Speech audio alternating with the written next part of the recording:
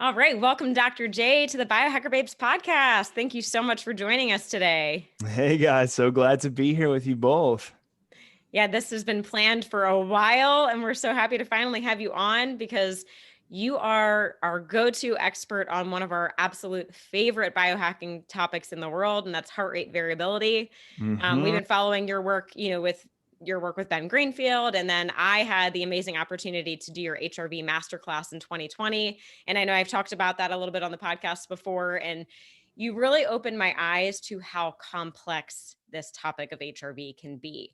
Oh yeah. And we get so many questions. Everyone's always like, why is my HRV low? How can I improve it? Like, I think people are really, really fascinated by it, but they're confused. So we're going to help to break that down today. So maybe just to kick it off, let's start with the basics. Like if someone doesn't even know what HRV is, how do we explain that in a really simple way for people? Yeah, great question. One of the things that you really highlight is the mass amounts of confusion that just happens around the subject matter.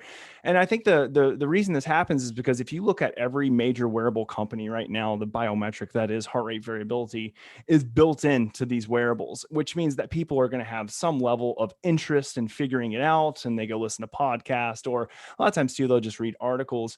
And a lot of times when they get into the science and research, it's either kind of one of two things that I hear from people.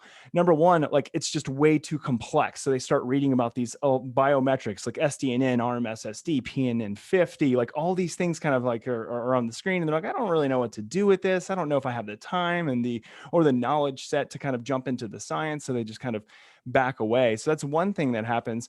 Oh, the other thing that happens is they read this stuff, they really try to understand it, but unfortunately, there's just a lot of myths and misconceptions that are that kind of continue kind of when people don't really speak to the true science of heart rate variability, what it is and what it is not, because it's not an all-encompassing type of biometric, but it's one that gives us a lot more information than what we probably even realize.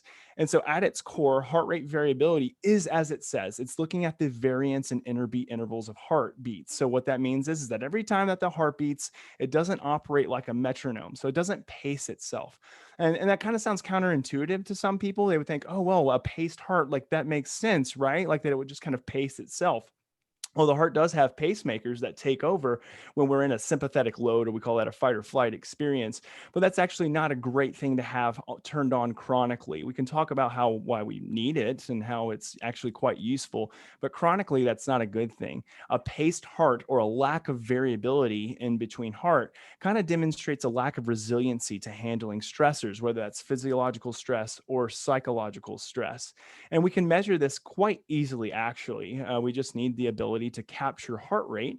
And once we capture heart rate, then we utilize algorithm-based systems and machine-based learning to transform the data into something that's usable and practical. And it's not to say that heart rate in and of itself is not usable and practical, but heart rate variability is a great proxy to nervous system functioning. And I've said all that to kind of get to that place there, is that when we think about heart rate variability, what we want to kind of use that as is a data point or information as a proxy as to what your nervous system is trying to tell you at that moment. And it can tell you a multitude of things, which we can jump into. But is that what you were looking for? Just kind of a basic explanation of heart rate variability? That was a great explanation. Cool. I think the most important thing that I think is always a good takeaway for Renee and I in explaining this is that the trends are so much more important. I think some people get so locked into a number. What is some advice you could give on how to understand what it should be from day to day? I mean, there's so many normative values per age group, per gender, depending on, what you're trying to achieve. It's like just an influx and overwhelming amount of data. So how do we kind of step back and see the big picture of maybe what we really should be aiming for? Yeah, this is such a great great concept to learn, but also to something that's very tied into the misconceptions that a lot of people have learned about heart rate variability. And kind of the old adage that people tell me all the time is, isn't higher better? The answer is not really. There's no evidence. If you scour the evidence on heart rate variability, there is no demonstrable evidence to say that somebody with a 145 RMSSD value is inheritably inherent. What was the word I'm looking for? Inherently, yeah. More With you. Yeah, it's 12 o'clock. I should be on point here. Is inherently more healthy or higher of a higher level of performance than someone who says, has like a 75 millisecond RMSSD value. So like that's the big misconception, is that higher is better. You're right. We don't want to take our numbers and start comparing them. And this is the problem too. If I post something on, Instagram, or, some other health influencer posts their numbers on Instagram, a lot of times people will say like, oh man, like I see that, Jay has, this, 120 overnight score, 130 overnight score. I only have a 20. Like, does that mean I'm going to have, a heart attack, going to cardiac arrest? And the answer is no, probably not. There are a lot of genetic factors, a lot of age factors, and even height in and of itself has found to be a factor. It's not us trying to compare ourselves to the normative population, because this is not linear. Like, this doesn't work like blood pressure. So we kind of have like parameters around blood pressure that can be indicative of someone who's either high, low, or kind of right where they need to be. There's nothing like that for heart rate variability. The only time that metrics can actually be compared to a normative basis would be for those individuals who are taking 24-hour readings and then comparing them to individuals on a mortality basis. And these are typically individuals who have already had heart attacks, and they're looking to see about the predictability of having another heart attack in the future. And that's really the bulk of the research that we have for normative comparisons. So this takes us back to the point of kind of what should we be comparing? Well, we should be comparing it to our normative baseline, our norms, and our norms only. So I kind of like to give easy numbers and representations for people. So let's say again, and again, this might sound really high for people or might sound low for some people. I'm just going to use the number because it's easy math. Is I use 100 milliseconds. So if we look at 100 milliseconds as kind of like the individual's RMSSD value as their baseline, we look to see from day to day consistent readings, typically in the morning, first thing, untainted readings, how much of a shift or modulation is there from that number. So when we think about training and recovery, I kind of use what's called I use what's called the 20-40 rule when it comes to training and recovery, which means that when somebody has, let's say, a drop in HRV by about 20%, we use 100. So if they have 80 or below, then that should be kind of a red flag to say, okay, the nervous system is saying that there hasn't been as much time to repair. There's not as much resiliency within the autonomic nervous system here. Like maybe you should pump the brakes and take it a little bit easy. You kind of have a little bit more of a fight or flight response going on right now. If it drops below 40%, so 60 or below, then that's from a training perspective where I tell people, okay, that's your nervous system saying you're primed for injury. You're not fully recovered. You might be overreaching, overtraining. Let's go ahead and pump the brakes severely and maybe just take it as a rest day. So 20 is kind of like where I say, hey, watch out for it. 40, it's like rest day. Like really, you need to be careful because your nervous system's saying there is a lot that is priming you for injury here. And then the flip side of that goes as well. If you're 20% above your normal baseline HRV, I say you're really primed to get going. And if you're 40%, which doesn't happen quite often, then yeah, you need to go hit your high intensity interval training, your Metcon, your whatever you need to be, because your nervous system's really saying like, I'm ready for it. Now, like I'm good to go. As long as your data is captured effectively, which we can get into here as well, because a 140, like let's say on an Oura ring, which has been very validated, may mean something different than a 140 on something that hasn't been validated and included artifacted data that is taking that number falsely high where it shouldn't be. Really interesting. So just a follow-up question to that. We know that we want variability within the variability. So if you're listening to that and taking the recovery day when you need to, we also should be grateful for days where it's a little lower. Like, right, we don't want it to always be high for us. How do we know how much of that is good? And if you listen to your data, should it bounce back? And like, what else should we be looking for there? Yeah. Variability amongst variability kind of sounds like it's a little bit of a tongue twister, but it's true. Like we want to see variability because that tells us that we're doing something or maybe not so doing something. Like especially if we're thinking about training and performance, like we want to see the needle moving at some place. Like if it's staying consistent, that's okay. But also too, we want to see when we're primed And then we want to see when it's kind of affecting us or kind of taking a toll on us. Like you wouldn't expect somebody to work. I mean, like, I work with a lot of triathletes, or a lot of like just really like hardcore obstacle racers. And these individuals will train super, super hard day in and day out. And then when we look at their data, you would expect to see downward trends when they're training harder, and you do. So that means, okay, now it's time to recover. Like you have to always combat kind of all that hardcore training with recovery. So it's a matter of kind of listening to the data to look at trends. Like, are you trending downward? And especially if are you starting to reach that 20, 40% below your baseline? Are you trending upward? Like all of this information is data. You have to make it actionable. So what I tell people is that the information is really interesting, but the level of self-awareness without self-regulation of your data or usefulness of the data is really essentially useless. It's like if you take it's like taking your blood pressure, or taking blood glucose, having a CGM on for instance, and then like just checking it and be like, oh, that's interesting, but not doing anything about it. Like what we want to eating ice cream. Right, exactly. What we want to do, justifying our bad behaviors. So what we want to do is then take the data and say, okay, so how can I make this actionable and not just something like, oh, that's interesting. And that's one of the big problems with wearables, to be honest with you, is that almost all of them operate as diagnostics, which is great. Like we need that data, but then we also need the therapeutic, which is the action. Like, what do we do about it? Like, what is the actual steps that we take given this information? Right, right. I mean, that's a huge part of biohacking. Like half of it is collecting the data, the half is figuring out what to do with it and making healthy changes. So yeah, I totally agree with that. If we can take a step back about like the autonomic nervous system. So this is really the best way to measure the nervous system. Can we talk about like what's going on with the parasympathetic versus sympathetic? Because everyone thinks like sympathetic is bad. That's fight or flight. It's stress. We don't want that. But can you explain the importance of the balance there? Yeah, sure. So the thing that a lot of people need to realize too is that these are not linear systems. Not one is turned off and one is turned on. So it's not like we have a flip of the switch of the sympathetic system, flip of the switch of the parasympathetic. And just kind of a quick primer for anybody who doesn't know the difference between those two. The sympathetic nervous system is the branch of our autonomic nervous system that is responsible for our fight or flight response. So it is going to be something that is less on conserving energy and using energy to gear us up to either take on what's ahead of us, a stressor, i.e., or it is something that prepares us to get the hell out of there. So that's the sympathetic branch. The parasympathetic branch kind of works in tandem with the sympathetic branch, but it's really intended to be the rest, digest, and relaxation response that helps us to conserve energy, aids in digestion, and allows us to repair and to recover.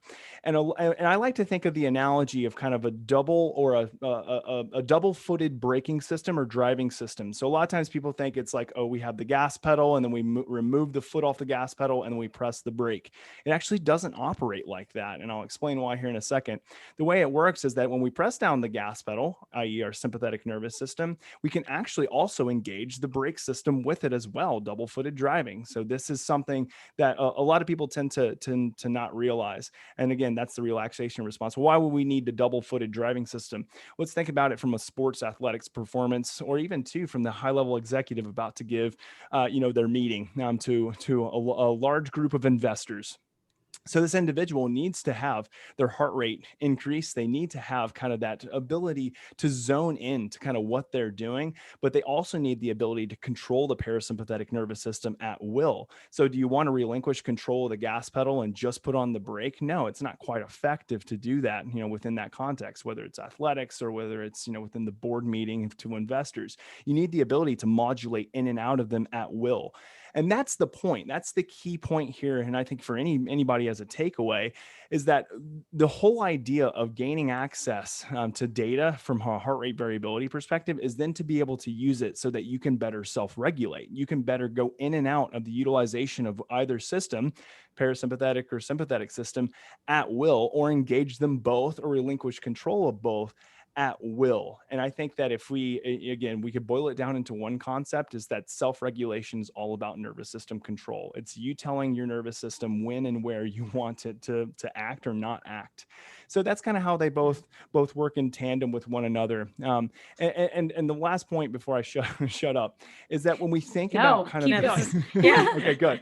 All right, so when we think about their interconnections and their workings, is that, again, everybody wants to villainize this idea of the sympathetic nervous system as being kind of like the bad guy. It's kind of like the same thing as, cholesterol and fat used to be thought of as the bad guy.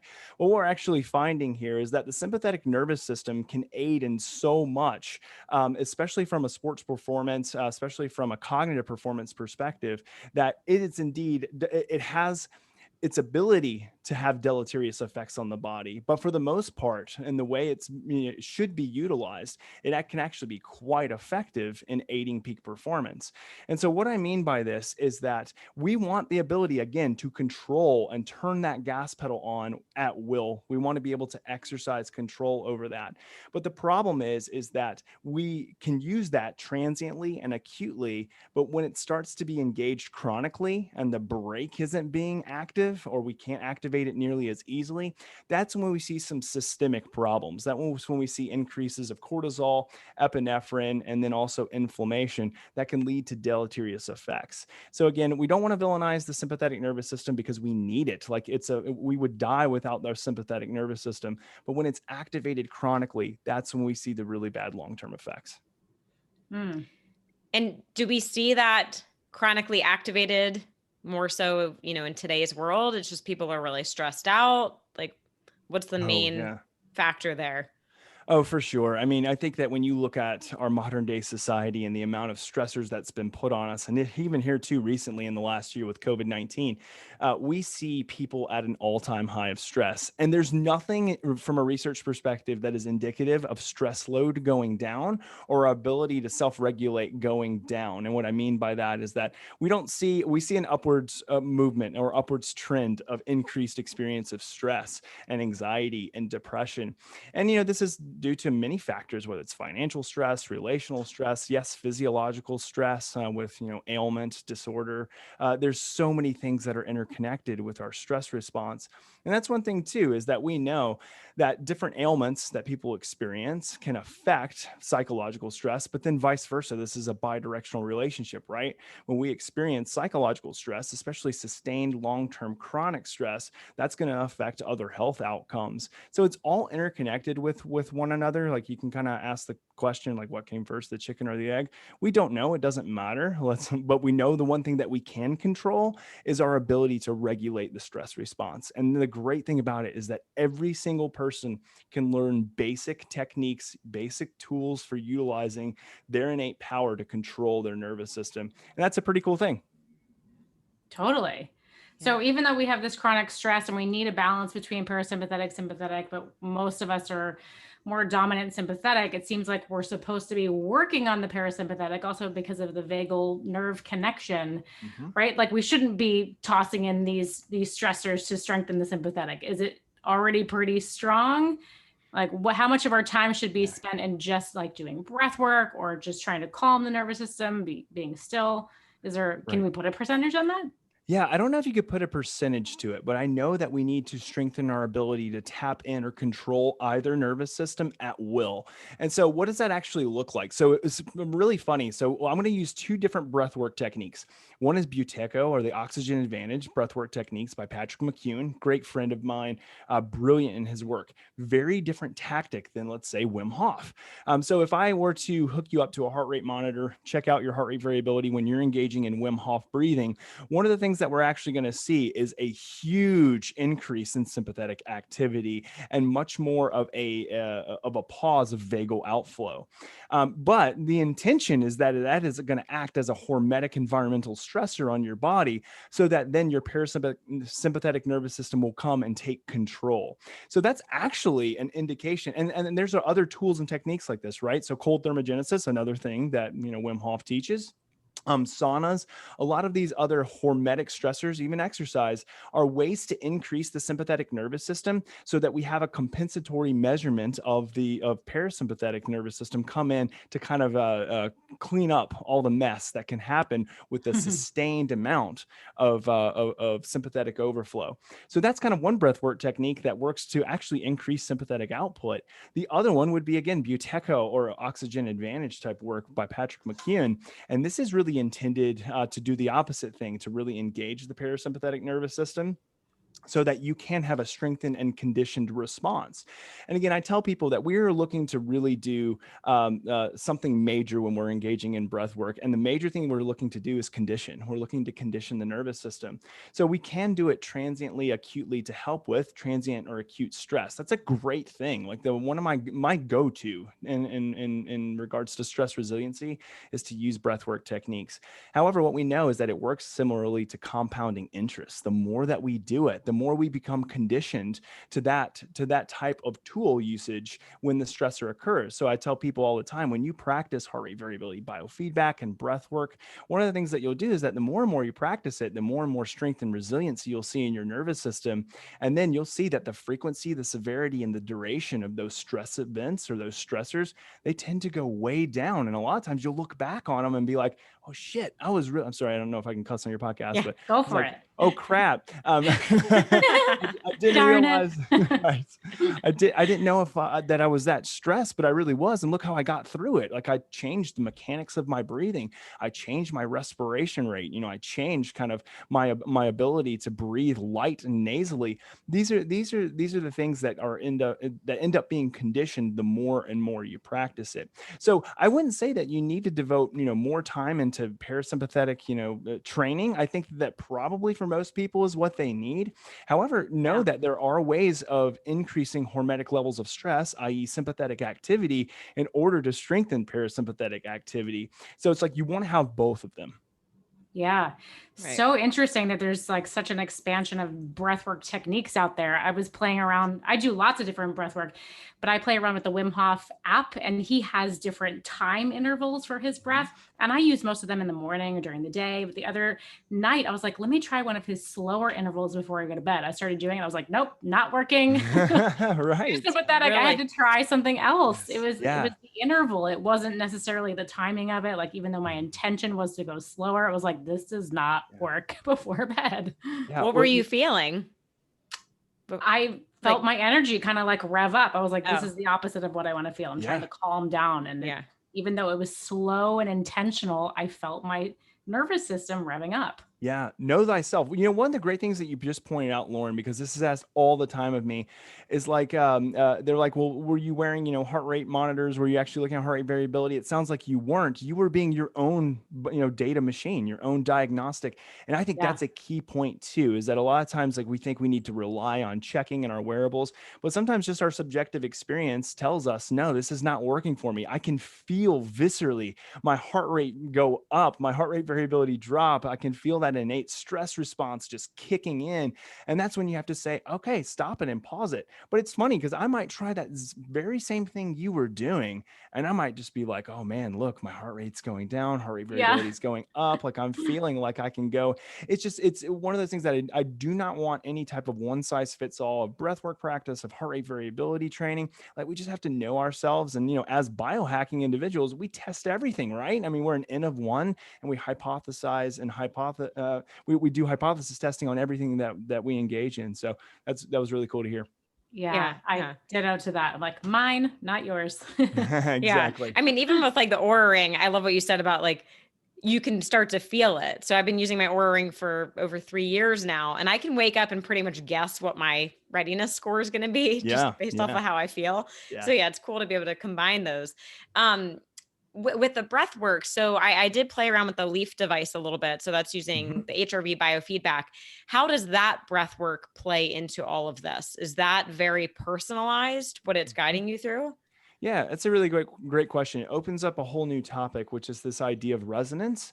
So resonance is a word that's utilized a lot in heart rate variability, and especially in heart rate variability biofeedback. So as we kind of know, as beings, we resonate, like our body resonates with different frequencies of the earth, but then different frequencies of breathing, different respiratory rates.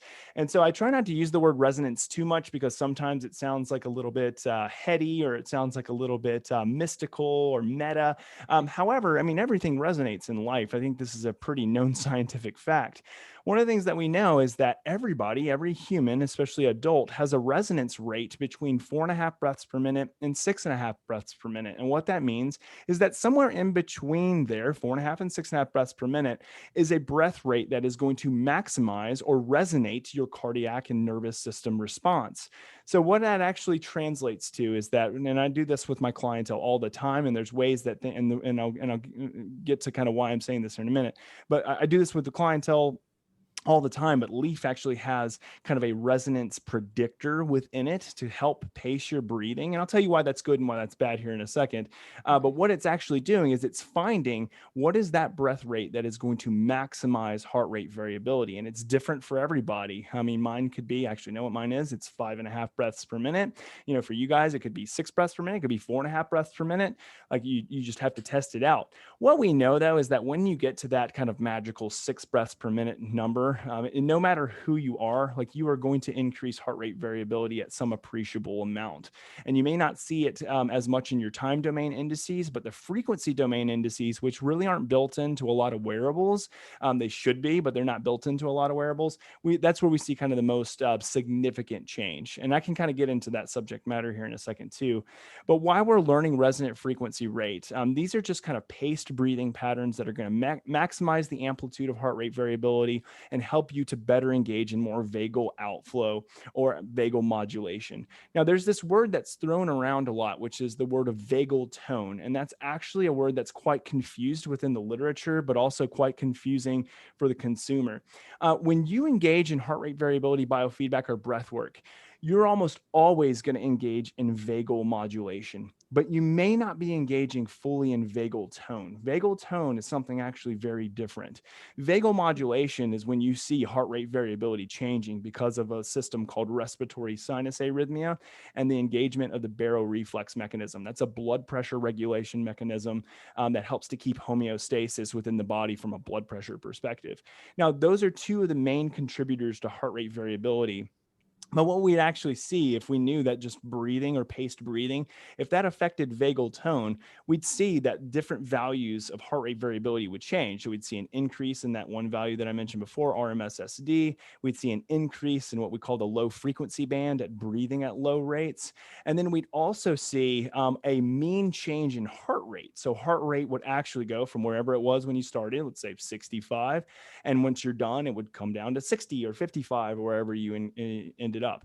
If we don't see kind of fluctuations or changes, which would be a reduction in heart rate, then you may have engaged in vagal modulation, but you may not engaged in vagal tone. And where we actually know that where a lot more of the conditioning, more substantiated condition or substantive conditioning comes from a nervous system perspective is when we truly engage in vagal tone.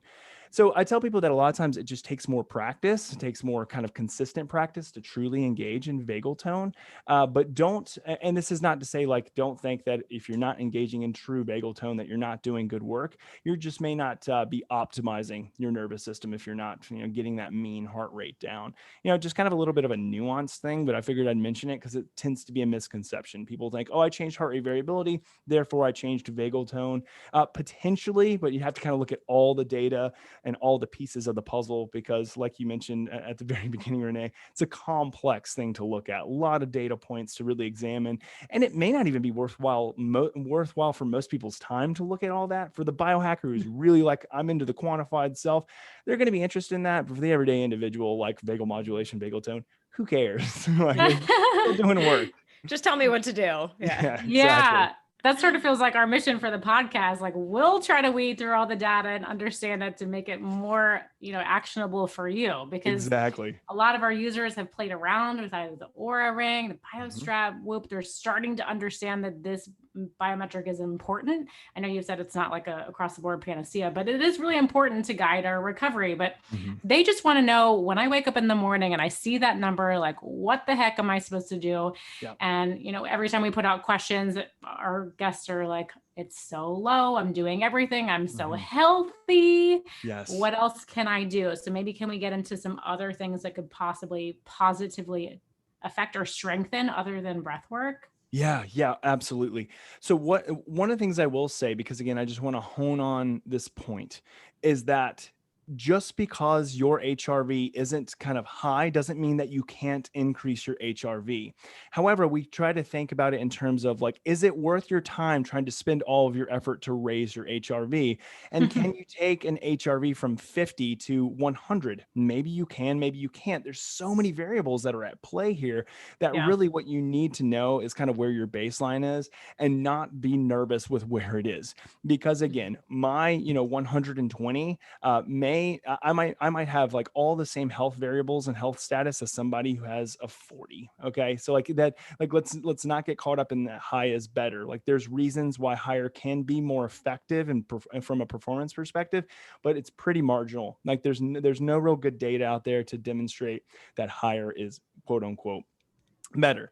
Now, if you are looking to kind of really work on raising HRV, which I don't like even that term. I don't like the term of raising HRV, because then we have to say, well, what does that mean? Why? Like, what is raising HRV? Raising HRV. Yes, strengthen HRV, in my opinion, is you actually strengthening your control of your nervous system. So I care a lot more about how much you can modulate your nervous system than I do about where your number is. So this is the point. This is one of the things that I tell everybody, and then I'm going to get into tools, which I know is your question, is that I tell everybody, I would rather have a HRV of 20, but during a stress event, be able to raise my HRV up to 30, 40, or 50 than to have an HRV of 140 and only be able to modulate my nervous system when I'm in a stressed event up to 141 or 142 or barely move the needle. Because why? What does that mean? That means that if I'm that person, with a 20 and I'm raising up to 50, that I have some pretty good control over my brake and over my gas pedal. I tell it to do what I want it to do when I want it to do it. The other way, I don't have that level of control. So that's kind of the key component. So if I see somebody, let's say, for instance, who has the Leaf device and they're modulating their HRV like crazy, but they have a low HRV and they're complaining about a low HRV, I'm like, listen, like, again, I'd rather have the resiliency of your nervous system to bounce back from a stressor and to engage that system than to have a 140 and not be able to move the dial. So that's, I think, for any of your listeners who thinks like, I've got that 20 or I've got that 30 or 40, RMSSD, and I want to be like, Jay, or like you guys who have really high HRVs, like that's not the point. The point isn't to try to raise the mean baseline HRV, because we don't have enough evidence to say that that's actually worth a lot of our time. But again, here's some things that I would say that you can do that will help to move the dial at least some point, but more so are very effective in strengthening the nervous system as a whole.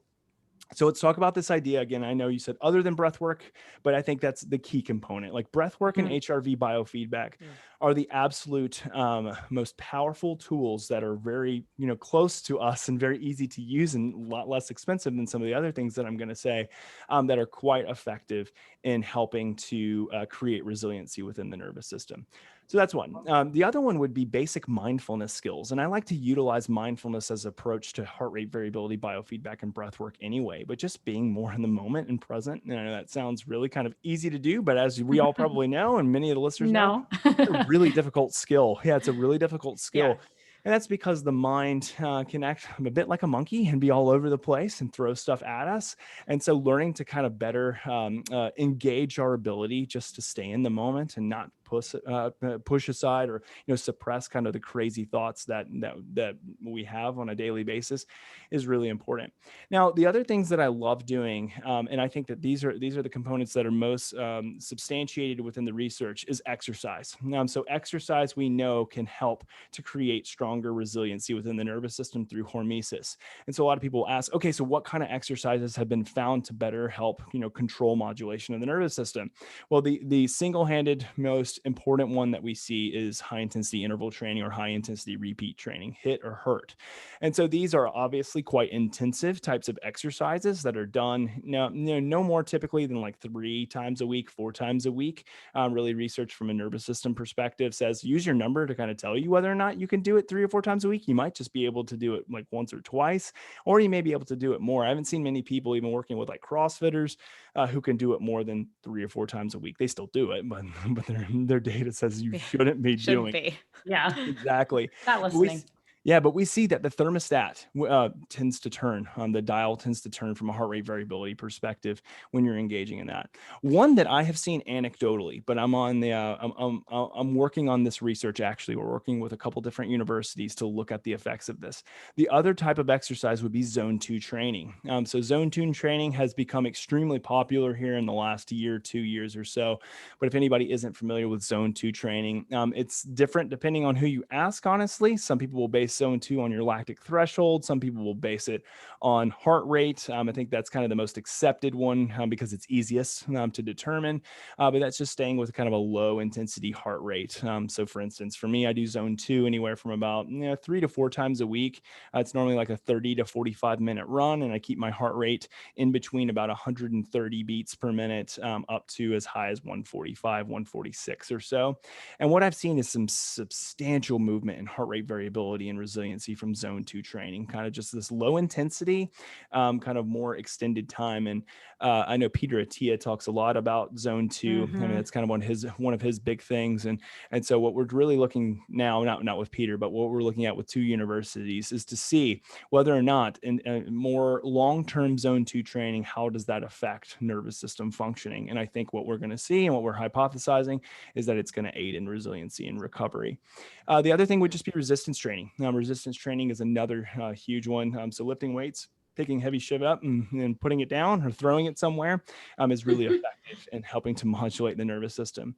Then we look at things like nutrition. I don't want to get too much into nutrition, but I mean, it's one of the ones that's low hanging fruit. I'm a low inflammatory diet, just kind of tailoring that diet to you is really important. You can actually utilize heart rate variability to determine the level of impact that food is having on your nervous system. So a lot of people will ask, well, okay, so how can I do that?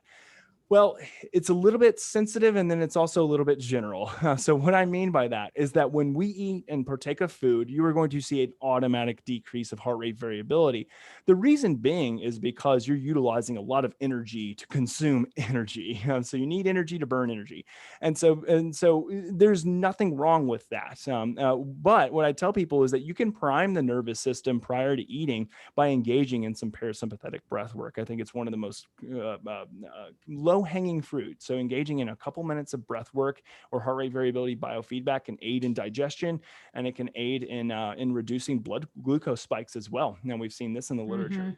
So that's one thing that I mentioned is that, but afterwards is an extremely important thing to watch. So one of the things that you want to watch for is how long does it take for your heart rate variability to recover back to baseline after eating? What we generally see is about 60 to 90 minutes, which is actually very much coinciding with like a CGM or blood glucose variance. Is we know that about that 60 to 90 minute time, really more so the 2-hour time, is where you see you kind of go up, down, and back to baseline. And your heart rate variability coincides with that. If you see that after 60 or 90 minutes that your heart rate variability is really staying low, especially if it's staying like a standard to 2 standard deviations below your mean, then it could be that you, number one, overconsumed, or you ate something that might be having a pretty inflammatory response to your body at that time. So whether it be, that you ate processed sugars, or you maybe ate some too much linoleic acid, or whatever it may be that your body's not handling very well, your heart rate variability, or i.e. your nervous system, will actually tell you and give you a little bit of information. So here's one of the things that I found personally, because I want to make this kind of practical for people, is I started testing this, about a year or so ago. And I remember we were eating, we were at the dinner table, and like at the end of dinner, like we would normally like finish, off with some like berries, or we'll finish off with some, whatever, maybe fruit typically. I'm just kind of like as our dessert. And I was eating peaches.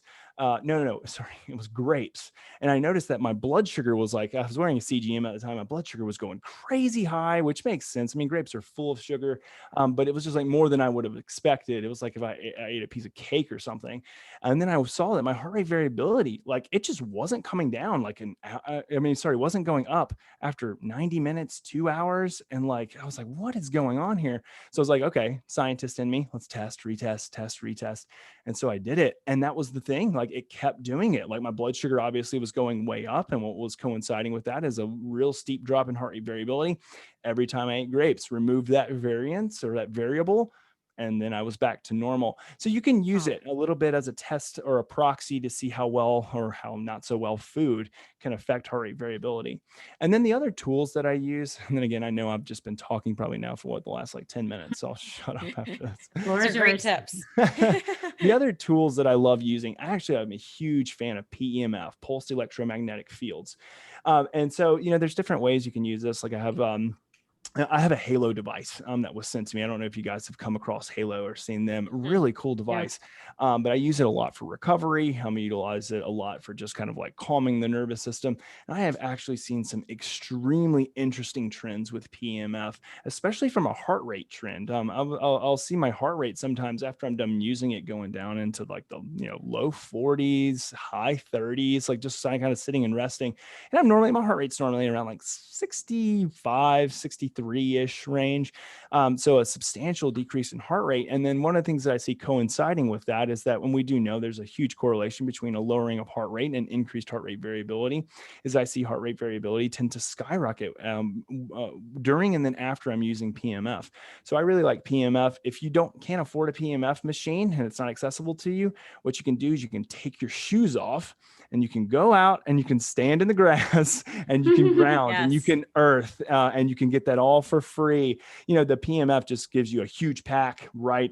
All at once, and you can do it short term, but go out and get it. And there's not a lot of great research on that. And I will be the first to admit it. However, anecdotally, we have seen a large fluctuation of heart rate variability and nervous system regulation just by taking your shoes off and getting grounded. The other couple of things that I'm going to mention. The other couple of things I'm going to mention is just cold showers, cold thermogenesis, getting in a cold tub, hot cold contrast with sauna is another really, really good one. And then, there's some biohacking devices out there that can be, really great at like helping. However, the one that I've come across, like my true biohack for nervous system functioning is NewCalm. So if your listeners haven't heard, NewCalm is a neuroacoustic software that uses a biosignaling processing discs. And basically it's all about helping to increase alpha and theta brainwave state, and then also to increase nervous system regulation and nervous system functioning and resiliency. And I've seen it almost every single time I put on any type of measurement of heart rate, is I see some really interesting modulations of heart rate variability with using NewCalm. So again, that's probably only scratching the surface of what I would say, but again, for the sake of time, I want to pause and so take a awesome. Yeah. I just want to circle back to the PEMF because I had such an amazing success with that. I'm an AMP coil user, an ambassador, and I started testing HRV with my Oura Ring, and you can see on my monthly trends exactly when I started using my AMP coil. It was like a massive shift up. My baseline dramatically changed and has not come back down since I started using it. Incredible. So yeah. This works. I want to, and I will be I need to also to be completely, upfront with everybody. I do not officially have an affiliation with Halo, but it's a little bit of one. And we're looking at doing some research on heart rate variability. They basically sent it to me to say, like, tell us what you think. And I started using it and testing all these things. And again, and this is, I don't think it's just Halo. I think this is just, a testament to PEMF in general. It's incredible what you'll see now. And I know a lot of people are probably like, I don't know about that. Well, try it out. Try it. Yeah. See for yourself. And if it doesn't work for you, send that joker back. Yeah, totally. Yeah. Well, that's kind of how I've felt with the Apollo band. Like, I'm testing it out. I can't say I have personally seen any improvement, but I guess some people do. So different for everyone. And again, I don't want to step on too many toes. I have no affiliation with Apollo. I have one sitting right here. I've seen that for some people, they're going to see change and they're going to see effective change. And some people, like, it's not going to move the dial. What I have found is that anytime, and I almost wonder too, and again, this is just my hypothesis, is I'm wondering if some of these devices like this, especially frequency devices, if they help to better aid or they're adjunctive in things that we're already going to do when we're wearing them. And let me tell you what I mean by that is that most of the time when I put on this, most of the time when I do PMF, most of the time when I'm doing a lot of these other things, I'm almost always slowing my breathing down. I'm almost always getting into a lower respiratory rate. And that is always going to affect change in the nervous system. When you start to drop your respiration rate, generally below 8 breaths per minute, but when you get it to the 6 or so breaths per minute, it is always going to affect change in your psychophysiology. And I just do that. And so that's a great, I'm not saying Yeah. then it's placebo for the Apollo or it's just breathing, but I almost wonder if they can help to augment or they're like adjunctive type treatments when you Totally. also slow your breathing down. So I don't write them off. Yeah. Again, I'm just one of those people who I'm going to say, I'm going to challenge you to show me the research and to show me data. Don't just tell me that, yeah, you improve or increase heart rate variability. Like you better show me the data. And here's the thing, and I know you guys know this, we are in the age of the quantified self, and people are going to call companies out for their bullshit if they don't show them exactly what's going on and prove data change. And it's going to be the rise and fall of so many companies in the biohacking kind of domain. Because again, if you can make these claims, and that's great, make whatever claims you want to, you better back it up, because if you don't back it up, everybody else, especially on Reddit forums, I don't really mess with Reddit, but they're going to tell you. They're going to call you out or not. Yeah. And so, Yeah. and so I just say, like, you know, try everything, test it out. And if it doesn't work, like make sure, well, prior to purchase that they have a good money back guarantee. And when if it doesn't work, send it back. Exactly. Yeah. I mean, maybe the Apollo, it just makes me more mindful to breathe. Because when I do feel that vibration, it does kind of bring me back to be a little bit more in the moment and breathe.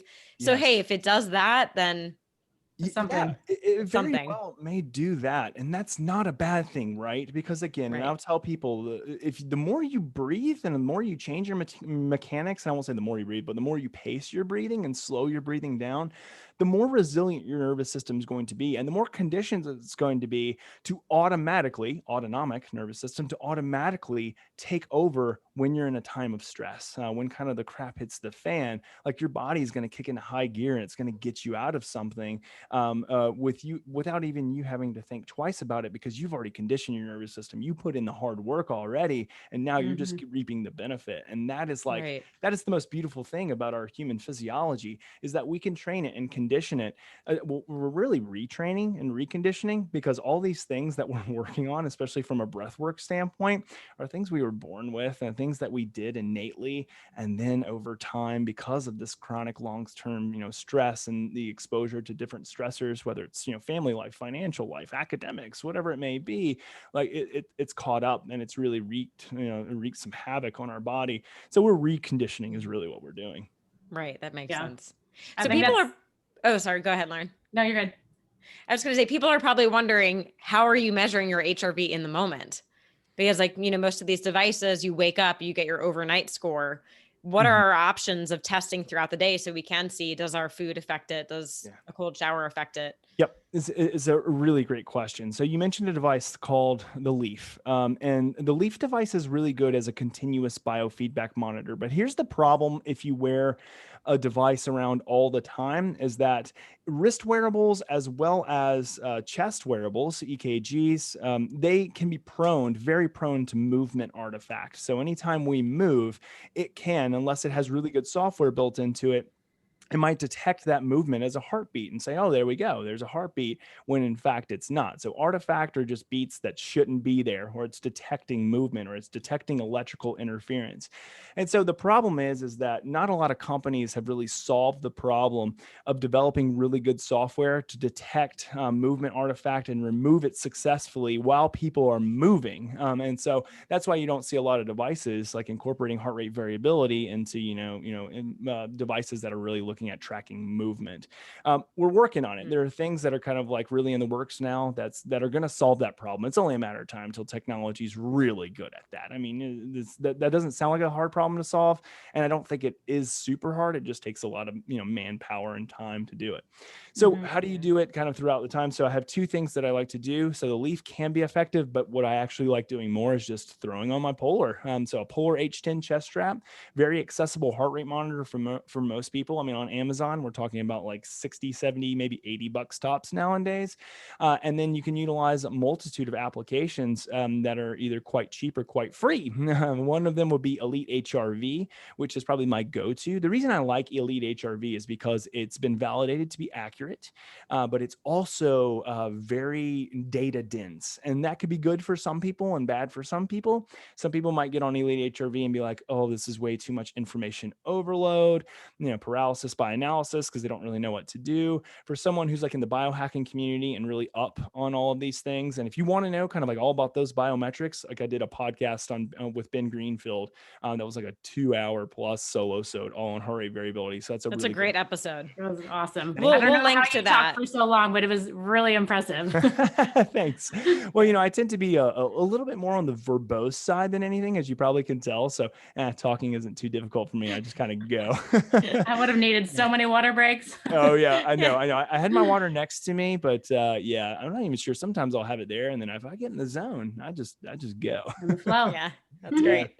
But yeah, back to, I'll use Elite HRV, Polar H10. The other really good one that's actually been quite validated, again, also very accessible to people, is an application called HRV for Training. And it's made by a guy named Marco Altini, brilliant data scientist in the heart rate variability research world. It actually uses your iPhone or Android phone, your camera, plus like the light on the phone. And most people are like, really? Is that going to give me accurate data? Actually, it is quite accurate. It may not be as precise and have as high of a sampling rate as something like an EKG, but it's actually quite accurate. And again, HRV for Training, the last time I checked, is still free to download. And again, just uses your finger. It's a PPG sensor, just like your Whoop or your Garmin or your BioStrap, but very accurate. So you can do spot checks. We know that the most evidence that we have right now is that the best time to check is first thing in the morning, like untainted, and then it's consistent. However, it's something that I do again before, like I'm just going to give my routine before I eat. Say for instance, I'll throw my Polar H10 on, even when I'm with family, and then I'll just do about 2 minutes or so of biofeedback, sometimes a little bit less than that, sometimes more, depending on when I am. And then I'll raise my HRV, kind of getting more to a parasympathetic state, and then I'll eat. And then afterwards, like if I'm trying to check, like I'll go ahead and check. I've become my own biofeedback machine, honestly. So I kind of just know, like I know intuitively, I can feel it subjectively. I don't need to use all of that nowadays, but it's still very helpful to be reminded to take a moment and just breathe and pace my breathing. So, there's different ways of doing it, but I'd say that if anybody's looking to get started, go get you a Polar H10. Again, shell out them, $60 to $80, whatever they are nowadays. Like it'll last forever. I mean, those things are meant to like last forever. And just spot check in the morning, and then just spot check throughout the day utilizing Elite HRV or HRV for Training. And you're going to get really good, accurate data that way because you're wearing an EKG. Yeah.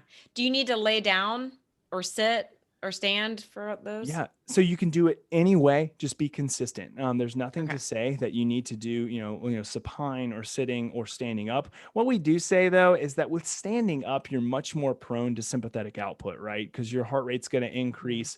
You're going to have more peripheral blood flow when you do that, less peripheral blood flow. So one of the things that I say is that if you're going to stand, like you can do that, just stay consistent. I think it's just easy, like, especially in the morning, to just like throw it on in the bed, or like sit up and throw it on, or like go to your, meditation room that you have in your house and do it there. So like just be consistent with it, but it doesn't matter. Gotcha. Awesome. Yeah. What a great experiment to do with the CGM too, and see if you kind of get that same trend or, the up and down that we get after eating. Yeah. It's incredible. Yeah. So what about wearables that we already have? How do we know if this data is actually correct, accurate? How much should we weigh into what it's telling us? This is a really good question, and one that I receive almost every single week, by different listeners of podcast or that know that my subject matter expertise. This is where it gets a little bit tricky because what we know is that not all data is the same, and not all data collection is the same.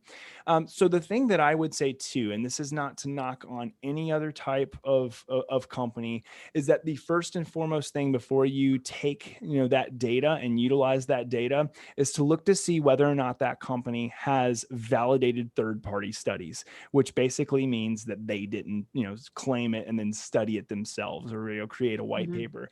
You want to see that either a university or other researchers that have 0.0% affiliation with that company have validated that tool to correctly do two things. Number one, collect heart rate. That's pretty easy. Most wearables can collect heart rate pretty well, whether it's Apple Watch, BioStrap, Whoop, or they all collect heart rate pretty well.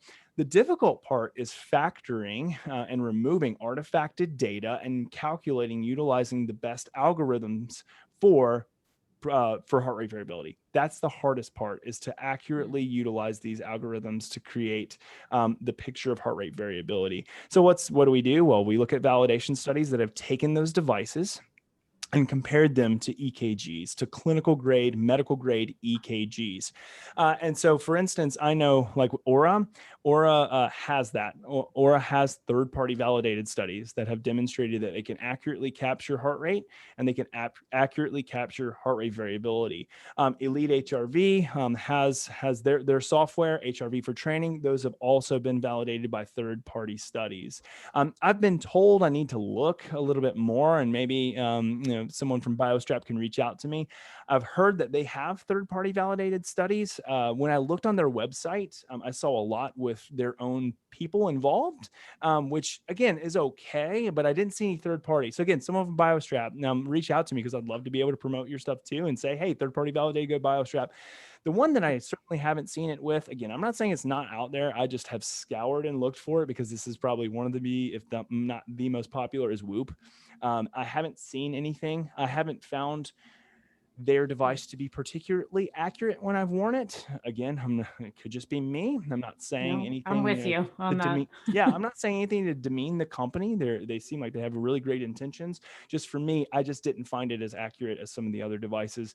And again, I'm going to trust the ones with third-party validation studies. And that's why I've got my Aura on. Again, no affiliation with Aura. That's why I wear Aura. I love it. I think it's a great device for capturing orthostatic HRV overnight. I still think it's worthwhile to take it in the morning with Polar. And then also, for me, I think it's pretty accurate too in determining at least some stages of sleep. I know there's so much argument around REM, reasonably so, that it's not necessarily capturing REM as effectively as, well, really capturing effectively at all, to be honest with you. But, again, you win some, you lose some. Yep. Yeah. Well, we say for the REM, I think it's more about the trends. Like, it is. Yeah. 10 minutes versus 2 hours of REM. Okay, you did something differently, probably. Yeah. That's basically it. I mean, and the big thing is that they were. Yeah, I think BioStrap might do this. So correct me if I'm wrong. Is it them that splits it up into light sleep and deep sleep, and within deep sleep is REM? I think that's probably the more effective way of doing it, because capturing REM is just really difficult without looking at brainwave state. They don't report REM at all. BioStrap just totally throws out because they say they can't validate it. So it's just not a part of their measurement, which I appreciate. I'm like, you can't promise this is going to be accurate. Great. And I know on my Aura ring, my REM is always fairly low, which doesn't intuitively feel right to me. Yeah. I'm sure there's more to that, but I think just like you said, at the end of the day, it's can we subjectively sort of sink into this and feel that information is right or working for us? Yeah, exactly. And I think it's just, again, it's everybody's so interested in capturing data and getting accurate data. And that's so important. We want data, we want information, we want it to be accurate as well. But again, I always come back to is what good is that data if you're not doing something actionable about it? So what good is a diagnostic, which is what we call wearables that provide data, without a therapeutic? So what good is self-awareness without self-regulation? And that's one of the biggest things that these devices have missed. And it's not saying that they're even intending to do that. It's one of the, no, I will say more so, not less the devices. It's more of what we as beings have missed, is that the information is great, but if we don't do anything about it, then that information is absolutely useless. Who cares what your heart rate variability is if you're not actually going to make it actionable? Yeah, totally. Right. I think that's the next piece of HRV testing, glucose testing. There's all these companies coming out that we can test with, but we need an actionable plan to go with the results. Yeah. And maybe in the next year or two, we'll see that. Just hold on. You just hold on and we'll see. Okay. So I have a question. Stay You have tuned. your 20-40 rule for training. Like if it decreases 20%, this is sort of what you want to do. With that morning baseline that you're taking, and then maybe you have an Oura ring or a BioStrap, if you're going to compare that and get that more accurate baseline, what do we want to see as far as affecting it on a day-to-day basis? Like how much do we want it to go up from one day to the next? Is it based on a 24-hour measurement? Like I've heard sometimes it's reflective of like days later or weeks later. Yeah, and it can be, and that's actually, it's very different for everybody, right? So we all recover at different rates. I mean, genetics play into that. I mean, there's so many variables that you can't have one kind of prescribed way of looking at it. You really just have to take it on a day-to-day basis, because one of the things that we know is that the information that you're getting about that moment, about that state that you're in, can really be, as long as you've been taking it consistently at the same time and kind of in the same place to make kind of your judgment call on what you're going to do with that day. That data that day is what you have to use. And so, yeah, so you bring up a good point, because somebody can engage in a really hard workout and the nervous system really not respond kind of in a meaningful way from a data perspective until later on. But again, we don't have any way to predict that, right? I think through AI and machine-based learning, what we're going to find is that we can have more regressive models that are better at predicting that. There's actually a set of statistics within the heart rate variability world called nonlinear heart rate variability, which are made to be like regressive predictors of heart rate variability from changes in time. The problem is that these metrics aren't very well validated nowadays, but they're going to be. I guarantee that they will be at some point. So we can make it more actionable, like once they're actually validated. But for now, we can really just say, okay, when I take my morning reading, as long as it's been consistent compared to what I have been taking it previously, now I need to use that information to kind of better inform what I do, which is when we can employ the 20-40 rule, the 40-20 rule, however you want to state it. And so that's kind of where I go. So I try to keep it really, really basic, and when it goes from, and the one thing too is I would say that pick one device. Like if you're doing it on multiple devices, you're going to get really freaking confused, because right, and yeah, in our community, like we have people who are using Aura, people who are using BioStrap, and then people who are also checking in the morning with a chest strap. Like all three of them, like we're using them, and they're like, oh, which one do I go by? Do I pick the better one? Do I pick the worse one? Pick the better one. Yeah, pick the better one, right? I would say pick the one that you're being the most consistent with. And really, when I say most consistent with, I would say that the gold standard, at least as it is right now, is to take a morning reading either with HRV for training or with your Polar H10 and Elite HRV, and base it on that. And then also too, and this is another point, and this could take me way down a rabbit hole, so I'll keep it really simple, is to know what metric you're actually using. Because for instance, it used to be that Apple Watch would only report what was referred to as the SDNN biometric, which is only really useful from a 24-hour perspective. Like there's some evidence that we can use it from a short-term perspective, but when that came out, it was really, that's a 24-hour gold standard in HRV. Whereas like Aura, BioStrap, a lot of these other companies are using RMSSD. And so people were like, my numbers are way off. Like my Aura ring, like I'm getting like a 50, and then I'm like at a 120 on my Apple Watch. Like, well, who's right, who's wrong? And I'm like, both of them are right. They're just giving you completely different data points. And that's where a lot of the confusion in heart rate variability comes in, right? Because people are like, I'm seeing so many different data points. Then when you really start to unpack heart rate variability and start to look at its component values, or what we call the frequency domains, that's when people's heads start to really explode, because they're like, I don't know what to do with all this data. Yeah. And that's when I'm like, go to my podcast that I did with Ben if you want to deep dive into those things, because those biometrics are extremely useful. Because that RMSSD, while it's a great ultra short-term measurement of your overall parasympathetic activity, and it removes kind of breathing out of the process, so it really just kind of looks at orthostatic like values, looking at the low frequency and high frequency bands, especially when you're training, are extremely important. So again, I don't want to like take us too much down a rabbit hole, but don't just take the one value and say that's the value I'm going to use like forever. Like branch out a little bit and try some of the other values, because it's like looking at an EEG on in a brainwave state, right? We can actually look at an EEG, and from far away, like people, especially neurologists, can eyeball it and say, okay, yeah, I can see normal brainwave functioning throughout. Or we can zoom in and we can see the component values. Well, here's how much beta output. Here's how much alpha output, theta output, delta. And we know that those coincide with different states, right? Same thing with the nervous system and cardiac system when we look at heart rate variability. So I always tell people, like, when you're ready to branch out, take your time, do your research, go read stuff by Marco Altini, go look at Elite HRV, go listen to some of my podcasts, and like just take it one metric at a time. Like, don't try to just unpack it all. Take it one metric at a time. And it can actually aid in so much knowledge in regards to recovery and nervous system regulation and modulation that I think you'll find benefit from it. But I don't tell people just to, take the deep dive too soon. Yeah. Well, we'll definitely link to that episode in the show notes. So anyone that wants to listen to that, check out the show notes for that. I have to say, a pad of paper ready to take notes.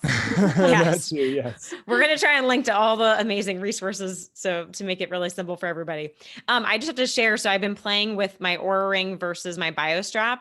And one thing I have noticed is on my Aura, like a late night out, maybe a few cocktails, my readiness drops.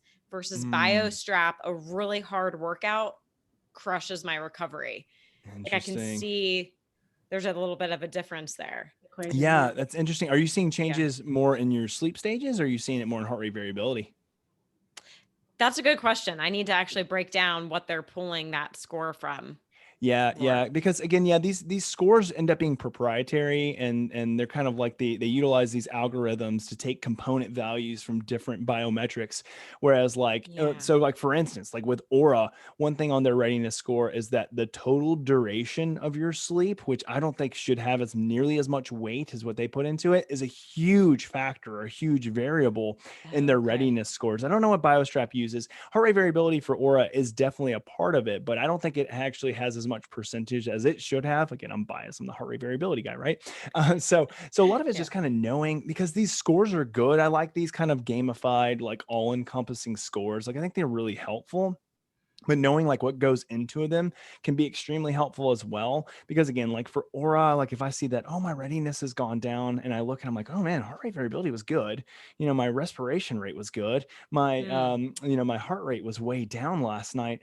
Oh, I see. I only got 5 hours and 30 minutes of total sleep last night, but I still got 2.5 hours of deep sleep. I still got, an hour of REM for whatever that's worth on there. Then I'm like, okay, so I'm actually pretty good. They just kind of really, negatively, affected me or impacted me because my sleep duration was down. So those are something that I always factor in. So I'm somebody who I'll see the readiness, but then I'll also go in and look at the components. Yeah, you have to look at the why, because the teacher is going to score you how they want to score you. And I've noticed I go in there and I try to meddle sometimes just to experiment. And if I change my sleep time, like what time I went to bed or what time I woke up, because sometimes it's not correct, I will drastically change my readiness and my HRV on BioStrap and Aura. And to me, that's a problem. Yeah, but indeed. Again, just like looking at the factors that go into it, it's like, okay, let's look at my heart rate. Let's look at respiratory rate. And then you have a better picture. So not putting too much weight on that one number, because obviously there's some issues to be worked out. Yeah, there are. And, I think that as time goes on, again, these companies, they're utilizing machine-based learning. They're using AI to make their, software even smarter at detecting what's kind of true deleterious damage from, the impacts of, sleep stages, duration, heart rate variability. And then what is just kind of like noise. So they're really trying to cut down the noise. And like, again, my input for Aura would just be like, one of the major factors you guys use is duration of time of sleep. And that there's importance there. Like, don't get me wrong. I think that the duration of sleep is important, but as we probably all know, quality of sleep and then other variable measures, those are equally as important, if not more important than duration. So, because again, I'll have like everything perfect, but then again, I get like 5.5 hours of sleep, and it was just like 5.5 total hours of sleep, and then I get penalized. And maybe I should get penalized a little bit, but should you bring me down to a 62? Hell no. Right. Like, where's the curved grade here? Come on. Right. Right. Yeah. It's really awesome to know that. Yeah. Oh yeah. Well, Dr. J, thank you for letting us pick your brain for the last hour. I want to respect your time. So one more question for you. Yes. If you can give our audience one final piece of advice, something they can start doing today to improve their overall health, what would that be? So I'm going to give a concept and then something actionable. The concept is, and I'm trying to coin this term, but my wife would kill me if I said that because she's the one who coined it. The term is basics before biohacks. Biohacks are fun. Like we all love those, right? But basics before biohacks. And so in my world, what does that mean? It means change your breath mechanics and change your breath pacing. So like just breathe from low and slow your breathing down. So become more aware of it, that you're not breathing very well, and then change your habit. I think if you can just take that one tangible piece of really just affecting change in your respiration rate and how you're breathing, you're going to see a substantial cascade of physiological and psychophysiological effects just from that one thing. And I don't want people to just think, oh, that sounds too simple. Like that's the greatest part about it, right? Is that it is so simple that any of us can do it. We can do it anywhere and no one else has to know that we're doing it, right? We don't even necessarily have to set aside time for it. Like I tell people, like when you're driving in the car on your commute, which typically is hell for people, dude, engage your breathing, because while you may not have the fancy smancy heart rate variability data in front of you, you can know and you can rest assured that that data is sure as hell changing, and you're doing it just by tapping into something that is so close to us, but we're so disconnected from because all these stressors have impacted our life so much. So breathe. Pace your breathing. Oh, great. I'm doing it right now. Can you tell? Basics before biohacks. I'm multitasking. Yeah, that one has to go to Hannah Wiles. Like she said it first. I was like, I'm going to say that everywhere now, Hannah, because you're right. Oh, Hannah, we love you for that. Thank you. Yes, definitely need to coin that term. Amazing. Well, Dr. J, thank you so much for spending time with us today.